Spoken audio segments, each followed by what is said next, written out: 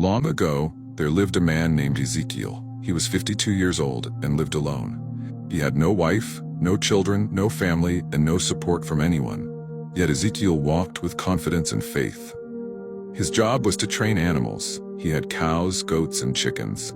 But people mocked Ezekiel and hated him because he was always talking to everything in the world. He spoke to his animals, to the trees, to the leaves, to anything created by God. Ezekiel believed that every creation of God could listen and act just like us. But unfortunately, those things never replied to him back, and for that, people thought he was a madman. As time passed, Ezekiel's life became harder. The man who once had many animals was left with only one goat. Some of his animals had died, while others had disappeared. Still, Ezekiel did not panic. He believed that the same God who had given him many animals before could bless him with them again.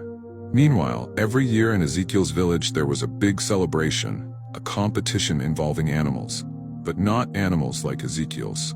This was a race for donkeys and horses.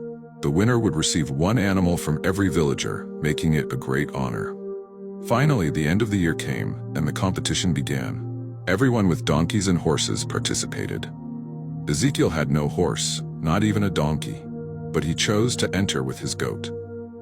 When he appeared with the goat, the crowd started laughing and mocked him again, just as they always did. At first, he was not accepted because he had no animal to give if he lost. Everyone expected his failure. How could a goat run faster than horses? The crowd asked one another. But Ezekiel believed in his goat. He saw something no one else could see. So, he promised to give up his goat, his house, and his land if he lost. At last, they allowed him to join. Ezekiel was ready to sacrifice everything he had for this competition. Before the race began, he knelt down beside his goat and prayed to God for courage.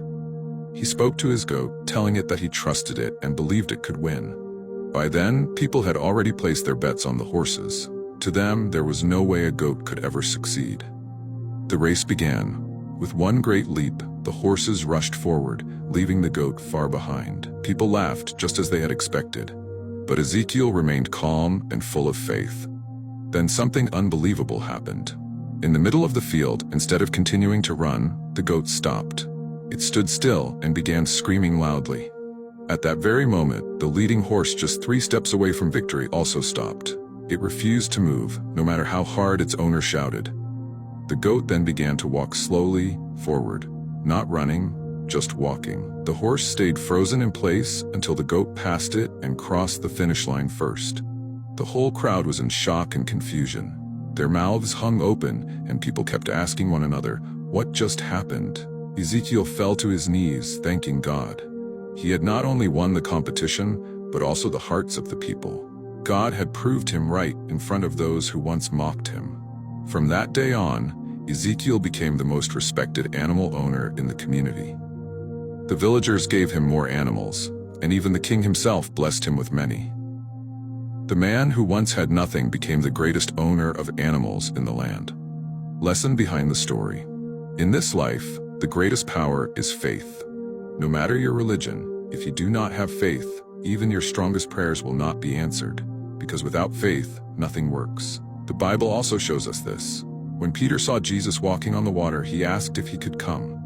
Jesus said yes, and at first, Peter walked on the water. But when he began to doubt, he started to sink. Jesus saved him and said, "You doubted, and that is why you fell. Have faith in me, and you will never fall again." So, trust in whatever you are doing, put your whole heart into it. Believe, and you will succeed. Share this story to help someone. Like, comment, and follow for more real-life lessons. Thank you @Sagerspheres.